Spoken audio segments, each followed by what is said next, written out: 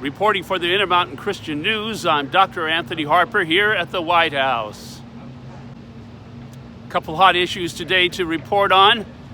I'm praying to be called on by the Press Secretary Jennifer Psaki to ask these challenging questions on abortion and in light of what President Lincoln had to say about the need for prayer, and not only prayer, but repentance, a turning away from evil ways. So these are key questions that need to be asked at the White House, and very challenging issues, of course, with Russia-Ukraine. I've reached out to try to get an interview with the Ukraine President Zelensky, as well as the Russian President Putin, and the only one to respond is the Russian President Putin's press office. Still waiting for President Zelensky to respond to grant an interview about this crisis.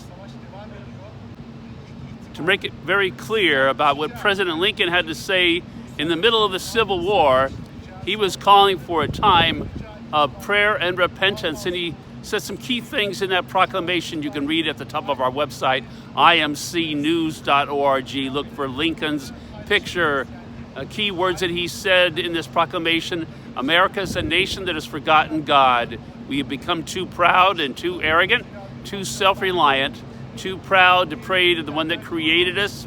And he called on a time for national repentance of our many national sins, saying that we need to plead for mercy from God above, that he will forgive us.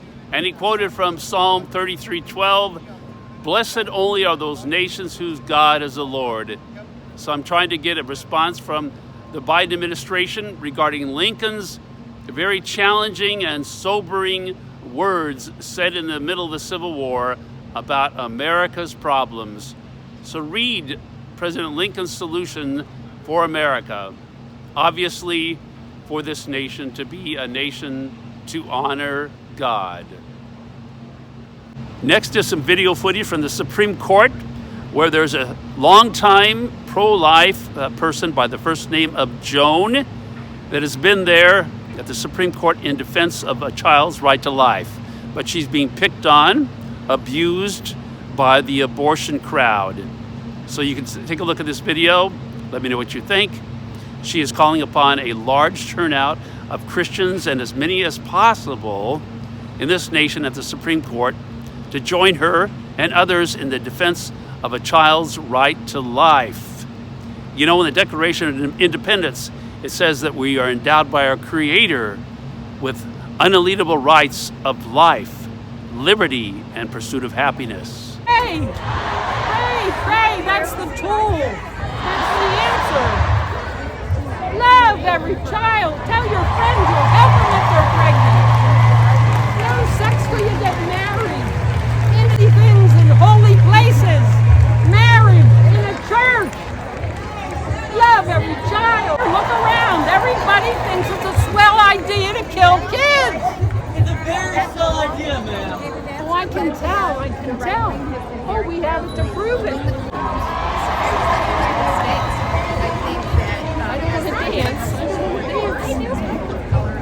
I hope you don't kill any kids. Wait, you don't want to, so it's not your choice? All day here, I'm pro-life. I don't believe in child killing. Thousands and thousands and thousands of people came down here yesterday and today to support child killing. We need to pray to end abortion.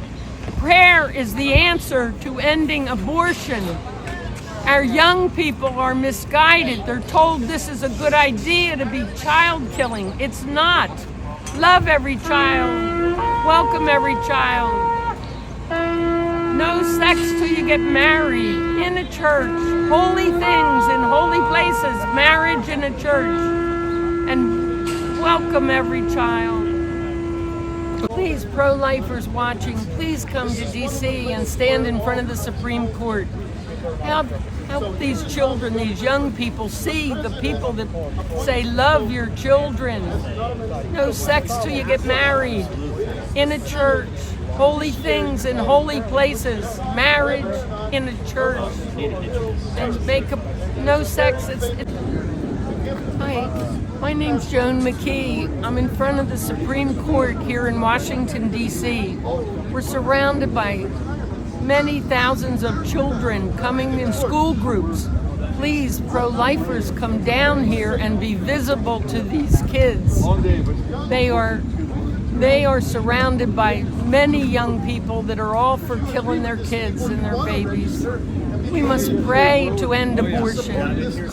Young girls, you have to learn. Hi, I'm Brian Kemper with Priests for Life. We are here at the Supreme Court at a monumental day. The decision about Dobbs versus Jackson and the future of children in the womb is at stake. There were thousands of pro-abortion people here yesterday. We'll be here today. We need pro-lifers here en masse. We need you to be here, to stand up for life, to be a voice, to show the world that we are a pro-life generation and that we are going to bring an end to abortion. I plead with you, if you are close to DC, come down here.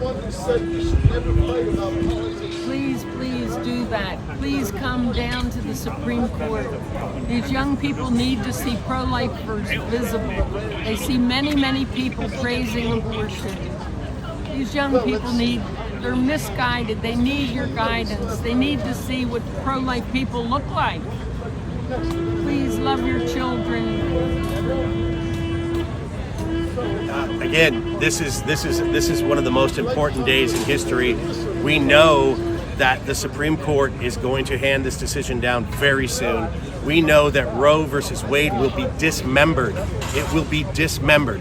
We are going to bring an end to the genocide. We are going to bring an end to the abortion holocaust. We need every person to be down here to stand for life. This is a monumental day in history. When your grandkids ask you, where were you when they ended child killing? I hope you will be here. I hope you will say, I was there standing up.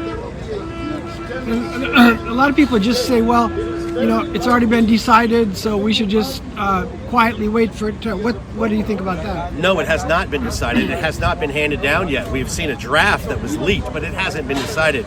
And even when that does come down, even when that decision comes down, we need to stand here in support of that.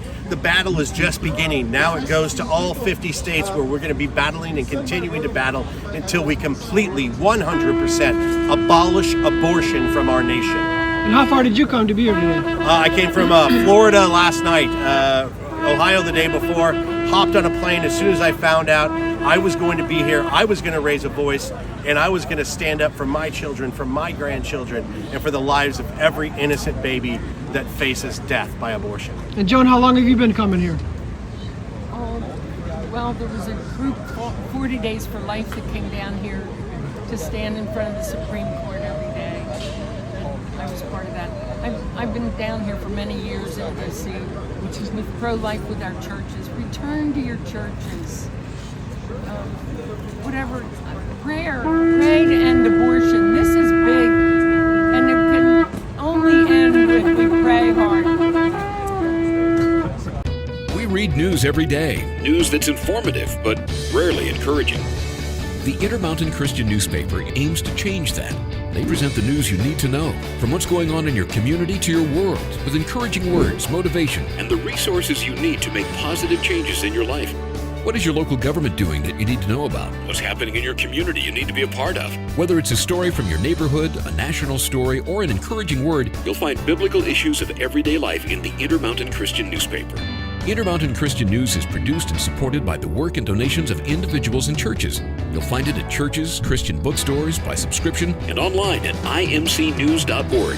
To find out more about supporting this local resource, go online at imcnews.org or call Intermountain Christian News in Boise, Idaho at 208-703-8688. The Intermountain Christian News, a voice sharing the truth on matters dear to people's hearts.